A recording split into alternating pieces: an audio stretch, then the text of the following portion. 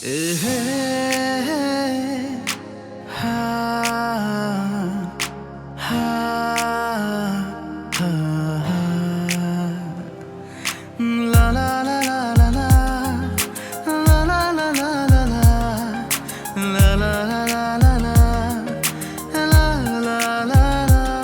তামিম,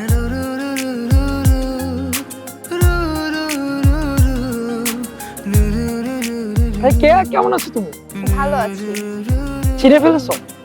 তোমাকে না চিনার কি আছে? তা তুমি এখানে?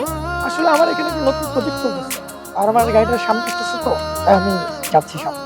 আরে তুমি সেই তামিম না, যে কলেজে সবসময় ভাব নিয়ে থাকতে আর আমাকে অপমান করে রিজেক্ট করেছিলে, আর আজকে কি না গাড়ির জন্য অপেক্ষা করছো? আসলে আমি সেদিন তোমাকে অপমান করি, তোমাকে ভালো করে পড়াশোনা করতে বলেছি, ভালো কিছু করতে বলেছি। আরে হইছে হইছে থাক। সেদিন কত না কথা বললে, এইটা করবে ওইটা করবে, আর আজ কি না এই অবস্থা। আর এখন ড্রাইভারের জন্য অপেক্ষা করছো।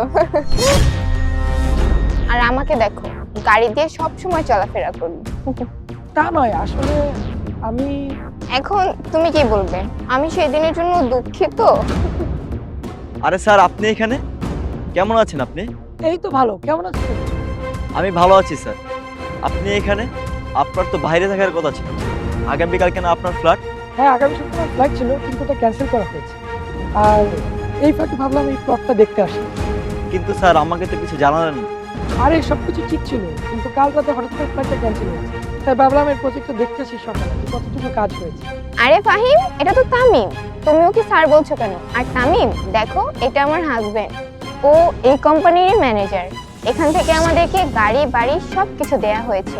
মাসে 1 লাখ টাকা বেতন পায়। কেয়া, তুমি কাকে কি বলছো? তুমি কি তাকে চিনো?